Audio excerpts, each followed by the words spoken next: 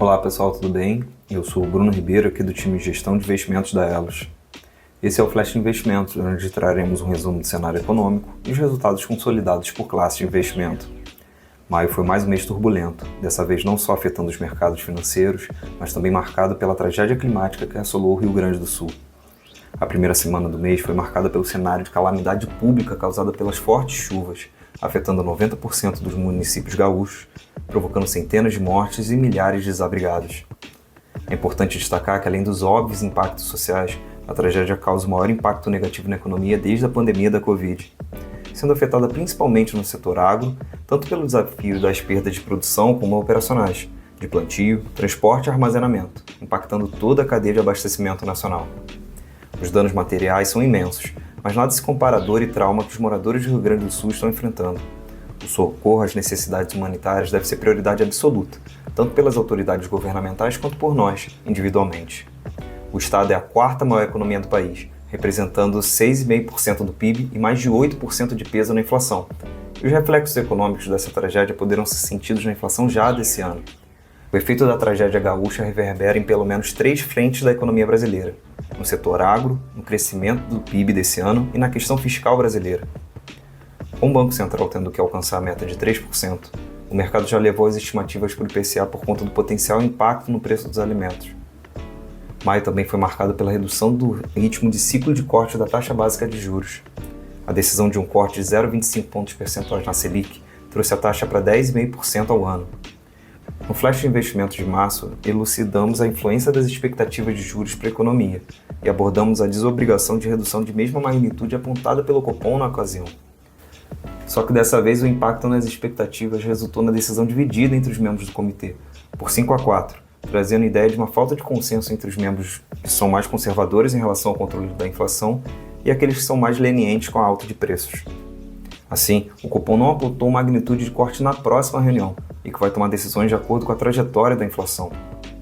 Um outro ponto importante para a decisão do Copom e que repercutiu no mercado nesse mês de maio foram as sinalizações recentes dadas pelo Banco Central americano. No final do ano passado, tivemos uma onda de euforia com a perspectiva de que o Fed iniciasse uma redução dos juros a partir de março.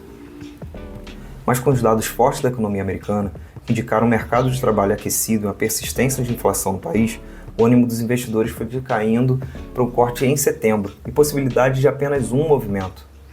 A expectativa de juros mais altos nos Estados Unidos torna os países emergentes menos atrativos e acabam gerando uma migração dos investimentos para dentro da maior economia do mundo, retirando dinheiro de outros mercados. No Brasil, o desânimo com o Fed veio junto com a mudança da meta fiscal, agravando a situação para os juros domésticos. O mercado mais avesso ao risco, a Bolsa de Valores brasileira encerrou um mês em queda de 3%. No ano, o Ibovespa tem uma queda acumulada de 9%, sendo o pior desempenho entre as principais bolsas da América Latina e entre os principais mercados do mundo. Aliado a esse cenário conturbado, ainda tivemos a saída do investidor estrangeiro, além da repercussão da troca da presidência da Petrobras, trazendo mais um ponto de alerta sobre a meta fiscal. Para a Bolsa, ter juros em patamares elevados e sem previsão de queda é um péssimo cenário, porque torna a renda fixa mais atraente pela segurança e rentabilidade, trazendo os investidores a não terem apetite de correr os riscos da renda variável. Paralelo a isso, com as taxas de juros nos Estados Unidos mantidas no intervalo de 5,25% a 5,5%, sendo o maior patamar desde 2001, não dão espaço para a renda variável deslanchar. Da mesma forma que quanto mais altas as taxas dos títulos públicos americanos, mais o dólar tende a se valorizar globalmente. Isso acontece pela saída dos recursos dos países para a segurança da renda fixa americana.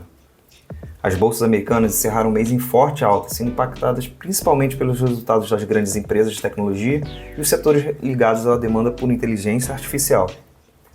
Ainda lá fora, no final do mês de maio, foi noticiada a condenação do ex-presidente americano, Donald Trump, por fraude comercial e levantando debate sobre a corrida eleitoral que ocorrerá em novembro. Agora falando sobre o desempenho nas nossas classes de investimento, a carteira de renda fixa da Elo desempenhou 0,89% nesse mês. Na categoria de investimentos estruturados, fechamos o mês em alta de 0,08%. Na renda variável, nossa carteira apresentou queda de 2,30%. Já nos investimentos do exterior, fechamos o mês em alta de 1,68%. Quanto à variação dos principais indicadores de mercado nesse mês, a inflação de maio avançou 0,46%, superando a mediana de expectativas do mercado, principalmente devido à forte alta dos preços dos alimentos. O IPCA agora acumula 3,93% nos últimos 12 meses. No mercado, essa elevação pode resultar em reajustes preventivos de preços, aumentando a pressão para alterações nas projeções do Boletim Focus em relação às expectativas de inflação e para o ciclo de queda de juros pelo Copom. Voltando aos índices, o IHFA fechou em leve alta de 0,28%. Para a cesta de títulos indexados à inflação, o IMAB avançou 1,33%. E no câmbio, o dólar fechou o mês em alta de 1,35%. Esses foram os principais destaques do mês de maio. O detalhamento sobre rentabilidade de cada plano poderá ser acessado na área do participante. Obrigado, até o próximo Flash Investimentos.